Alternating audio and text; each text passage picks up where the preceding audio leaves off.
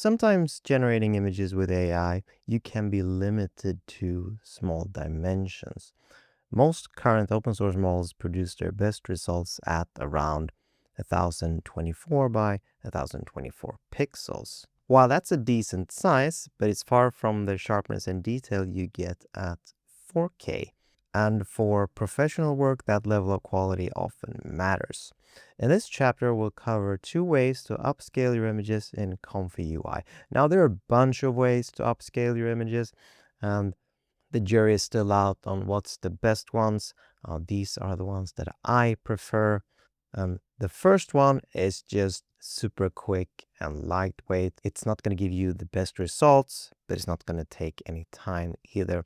We're using simple built-in nodes, and it's not going to tax your system.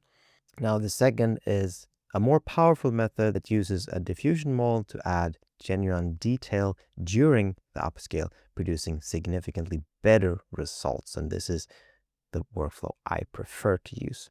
We'll build both workflows step by step. Now, this first method is the easiest and most lightweight option. It uses a small specialized upscale model, not a diffusion model or an AI model, to enlarge your image. It runs fast, uses minimal system resources, and works well when you need a quick improvement without investing heavy processing time. The results won't be as refined as what you'd get with a full diffusion-based upscale, but for casual or user quick exports, it gets the job done. And you can actually use this together with diffusion modes as well. Now we'll start with a clean canvas. We're going to add a load image node and drop in the image you want to upscale.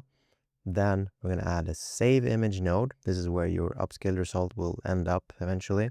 Now double click on the canvas and search for upscale image by model. Place this node between the load image and save image nodes.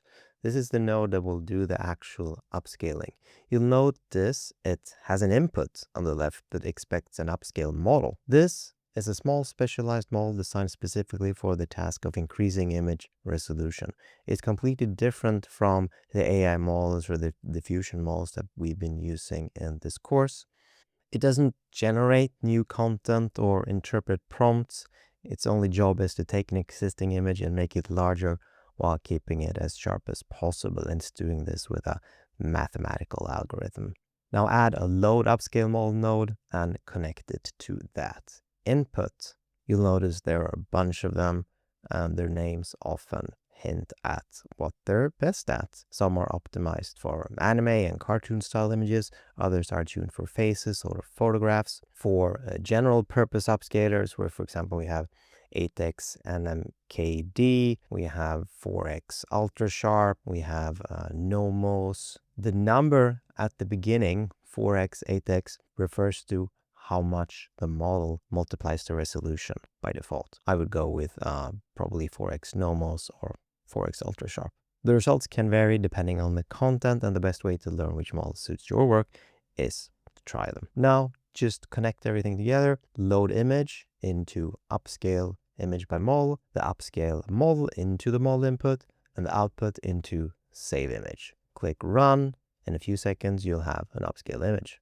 It's not going to be perfect, but this method essentially enlarges the image and sharpens it using mathematical algorithms. But it doesn't add new detail the way a diffusion model would. For a fast, lightweight upscale though, it's very, very effective. Now, if you want genuinely high quality upscaling, the kind where the AI actually adds real detail, sharpens textures, and produces results that hold up at 4K and beyond to almost infinity, this is the method to use, or the one I like to use. It uses a custom node called Ultimate SD Upscale, and it works by combining a traditional upscale model with a diffusion model. The upscale model enlarges the image, and then the diffusion model refines it, adding detail and clarity that the simple method can't achieve. What makes this node especially useful is how it handles the diffusion step. Now, generating a full 4K image in one pass would require an enormous amount of VRAM, far more than most GPUs have. So Ultimate SD Upscale solved this by working in tiles. So instead of processing the entire image at once, it divides the images into a grid of smaller squares and processes them one at a time.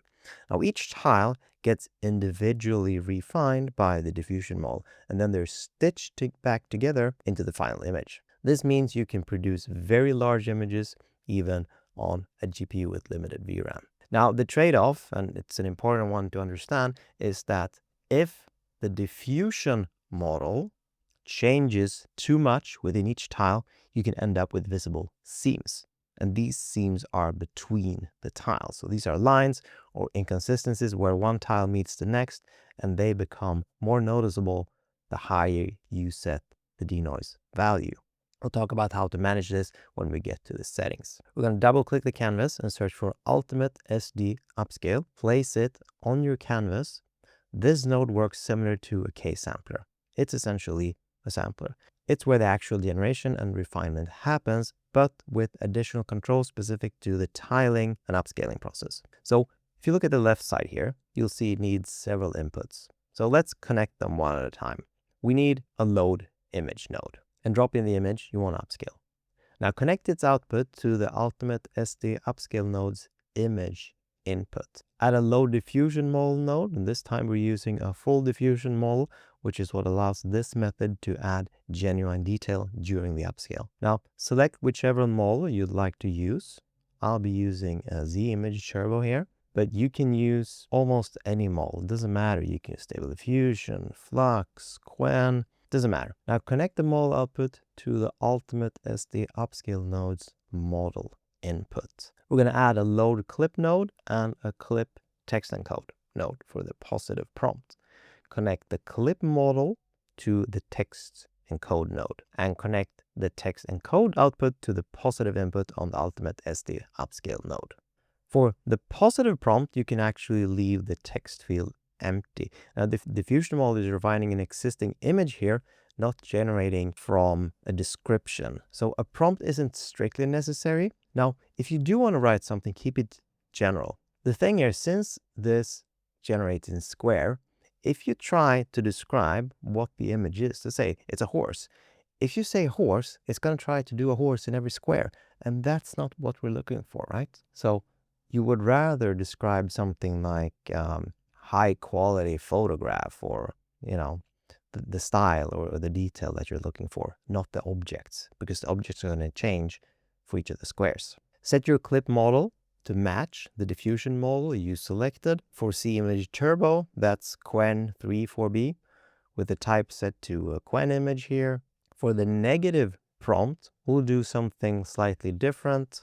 We're going to add a conditioning zero out node, and we're going to connect that from our positive prompt to the conditioning zero out to the negative input. This essentially gives us nothing going into the negative. We need a load VAE node for C image turbo. Set this to AE.SafeTensors, connected to the VAE input on the Ultimate SD Upscale node. So we're not doing an encode before this is done inside of this node. We're going to add a load upscale model node, the same kind we used in method 1. Select whichever upscale model you prefer, like Nomos or Forex UltraSharp. Connect to the upscale model input on the Ultimate SD Upscale node. The Ultimate SD Upscale node uses this model for the initial enlargement and then applies the diffusion model on top to refine the details. Both work together. Now connect the output of the Ultimate SD Upscale node to a save image node so you can see and keep the final result. Now let's look at the settings on the Ultimate SD Upscale node itself. Now upscale by, this controls how much larger the final image will be compared to the input. Now a value of 2 will double the dimensions, so a 1024 image will become 2048. So a value of 4 will quadruple them. You get the idea. Now don't go overboard. Very high values will take a long time to process, even with the tiling system. I would stay between 1.5 to maybe 3. With the steps CFG and sampler, these work exactly the same as they do on a K-sampler node. They control how many refinement passes the diffusion model makes on each tile. how closely it follows any prompt guidance, and which algorithm it uses. Set these according to the recommendation for whatever diffusion model you're using. Here we're setting it to CFG1, and we're using the Euler sampler. Now we come to the most critical setting for upscaling. This is the denoise strength. So it controls how much the diffusion model is allowed to change each tile. Now the default here is set to 0.2, and I recommend staying here for your first generation. And here's why. At low denoise values, around 0.15 to 0.25, the diffusion model makes subtle refinements. It starts generating, but only slightly. It sharpens textures, adds some detail, enhances the image while keeping the overall image consistent like it was before. The tiles blend together pretty good because no single tile is being changed drastically. Now at higher denoise values, 0.4 and above, the diffusion model starts making more significant changes to each tile.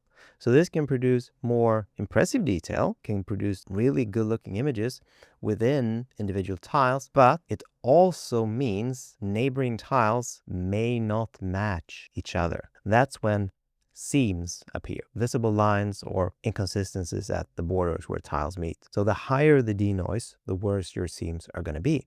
Now there's a seam fix option in the node setting which attempts to blend the borders between the tiles. In my experience, the results from the seam fixer are inconsistent at best and often not worth the extra processing time. I prefer to simply keep the denoise low enough that seams don't appear in the first place. That said, this is you learning. I'd encourage you to test it yourself. Your results may vary depending on the image and the model. Now, tile width and tile height. This sets the size of each individual tile in pixels. The right value here depends on two things. One is your GPU's capability and the model you're using. Older models were trained to work well, at 512 pixels. Newer models like Z-Image Turbo performs better at 1024 pixels. Now, if you're running into memory issues, reducing the tile size lets you process each piece using less VRAM. The tiles just get smaller and you get more of them. Most of the time, I would use 1024 here, and I would use perfect squares. Now, the remaining settings relate to tile padding and overlap, options for controlling how tiles blend at their edges. Now, if you kept your denoise low as recommended, you can leave these at their defaults. Click Run, and you'll see the workflow process tile by tile, each small square getting refined individually before moving on to the next. It takes longer than the simple method, a lot longer, but when it finishes, you'll have a sharp, detailed, high-resolution image that holds up at full zoom. Now, compare the results to the simple upscale method, and you'll see the difference immediately. Textures are crisper, edges are cleaner, and the image has a new level of detail that the basic upscaler simply can't produce. Now, the two methods we covered in this chapter will handle most of your upscaling needs inside ComfyUI, but they are not the only options out there, and it's worth being aware of a few others. You have WAN and Seed VR, which are AI models that can upscale using different approaches. Even LTX has an upscaler model, so they use video generation architectures to enhance images and video. Now, because these models understand motion and temporal coherence, like time and space, they can be especially effective at upscaling video content without introducing flickering or frame-to-frame inconsistencies. And you can use these for image upscaling as well. Both can be integrated into ComfyUI workflows, so they're more resource intensive than the methods we covered above. Each of these tools has its strengths, and the right choice depends on what you're working on and what resources you have available. For most day-to-day work inside ComfyUI, Ultimate SD Upscale will serve you very well. And I will sometimes add Seed VR2 to this as well, and that will cover 99.9% of use cases.